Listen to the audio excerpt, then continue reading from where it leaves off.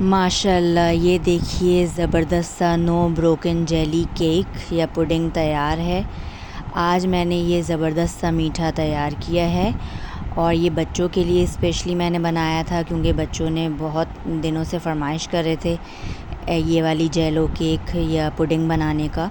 तो ये नहायत ही आसान है बनाने में, मिनटों में ये बन जाता है और मिनटों में ही ये ख़त्म भी हो जाता है।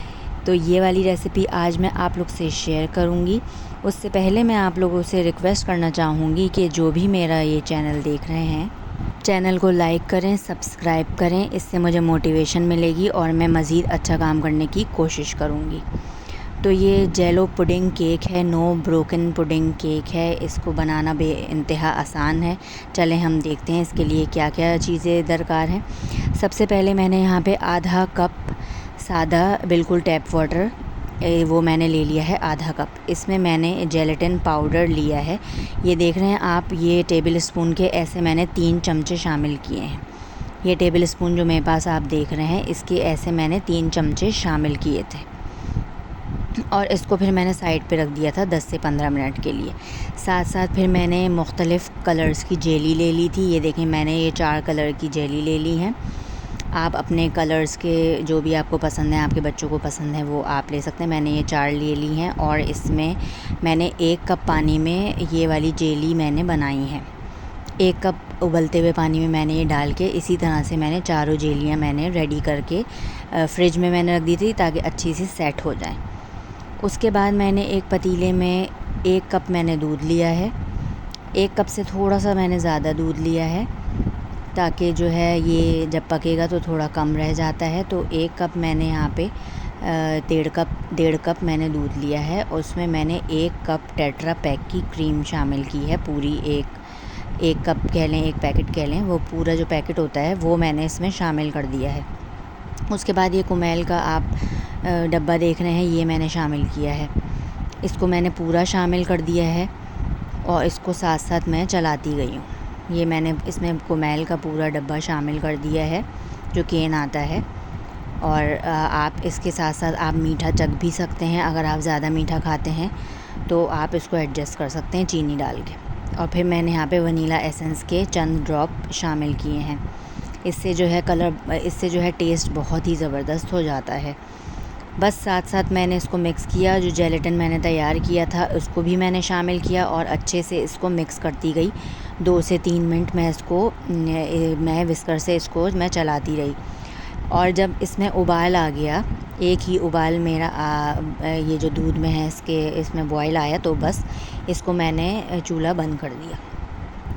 अच्छे से मैं इसको चलाती जाऊंगी इसमें विस्कर, तो ये अच्छे से इसमें जब तक बॉयल नहीं आ जाता। ये देखें बॉयल आ चुका है। बस मैंने चूल्हा बंद कर दिया। अब यहाँ पे जो मैंने जेलियाँ तैयार की थी वो मैंने फ्रिज से निकाल के इसको छोटे छोटे क्यूब्स में मैंने कट कर लिया। यहाँ पे मैंने चारों जेलियों को छोटे छोटे क्यूब्स में कट कर लिया है। और फिर आप कोई सी भी डिश ले लें जिसमें आप इसको सेट करना चाह रहे हैं। कोशिश करें कि उसके जो साइड्स हों वो भी स्मूथ हों। जो मेरे पास डिश थी तो वो उसमें थोड़ा वो कर्व था।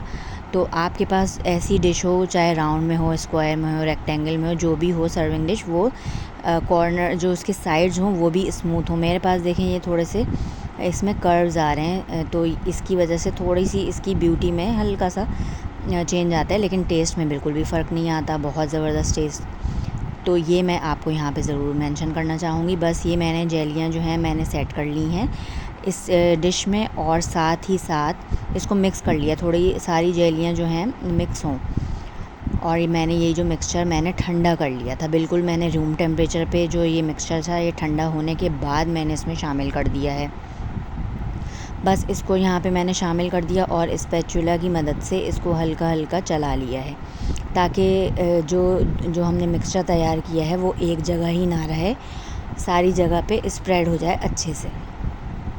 बस ऐसे मैंने ये चला लिया है स्पैचुला और फिर मैंने इसको फ्रिज में रख दिया है। फ्रिज में मैंने ओवरनाइट रख दिया था और ओवरनाइट रखने के बाद ये हमारे पास इसकी जो है फ़ाइनल शक्ल है, ये देखें। और इसके बाद मैंने यहाँ पे नाइफ़ की मदद से या स्पैचुला की मदद से इसको साइड्स इसके आप इसको यहाँ से हटा लें ऐसे करके।